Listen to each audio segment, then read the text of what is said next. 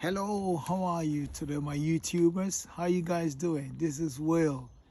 I've just come to share with you some insight and also to encourage you as well. Because I think life, according to Carl Rogers, that life is a continuum. That life is not just one thing. Life is ranges of things. Life is multitude of things.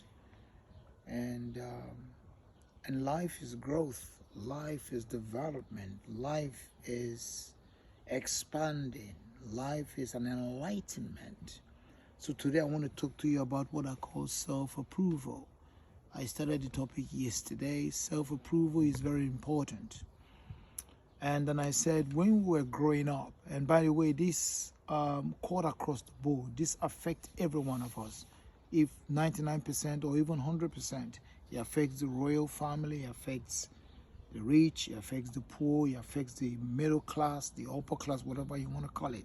Class. So it affects all of us across the board. When we were growing up as children, young children, teenagers, when we were growing up, even as adults, it does happen as well. When we were growing up, we were disapproved by our significant person. Example, father, mother, uncle, brother, aunt, friends, and other extended relatives who were disapproved of them because, were disapproved by them because they didn't like what we did.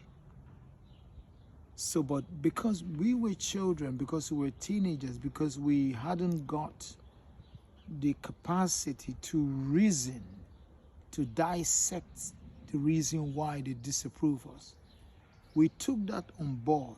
We allowed that to sink in.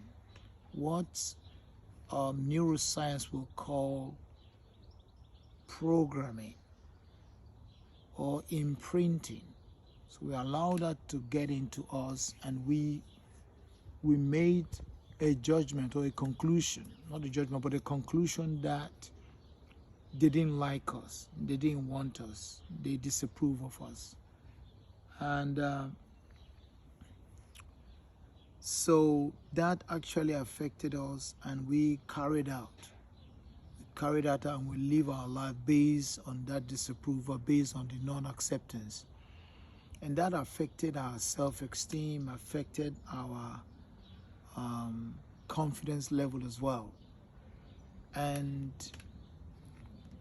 there is also what we call the ripple effect. And the ripple effect is that we lived our lives because of what we experienced from those significant people. We live a life not approving ourselves. We never compliment ourselves. We never commend ourselves.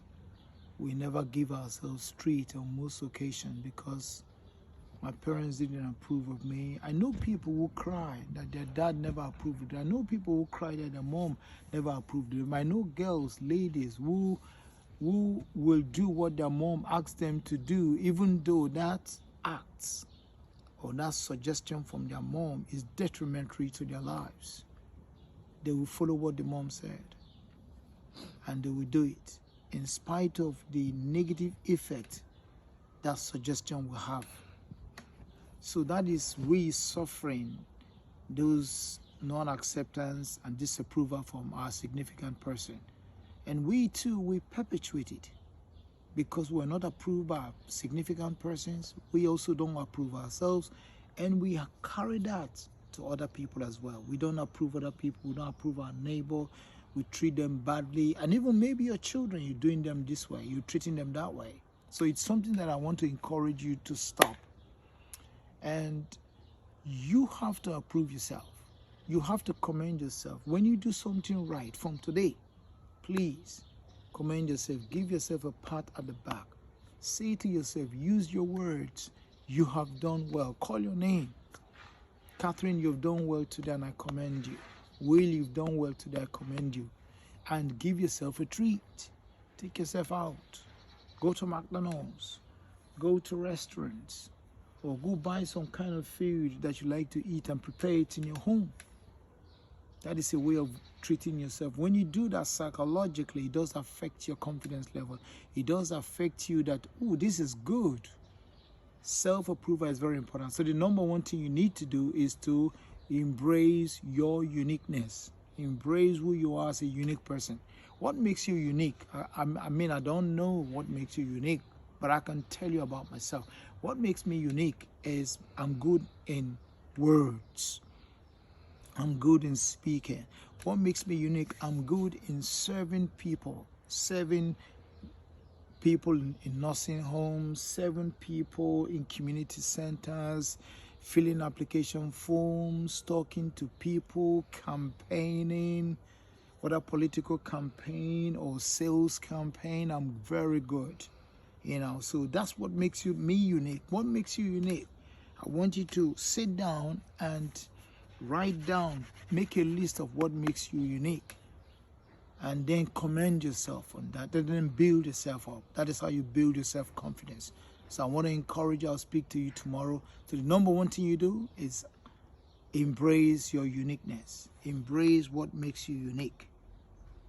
Think about it. What makes me special? Embrace it. Celebrate it. Commend yourself. Treat yourself. So I want to wish you all the best. You stay strong. This is Will. Bye-bye.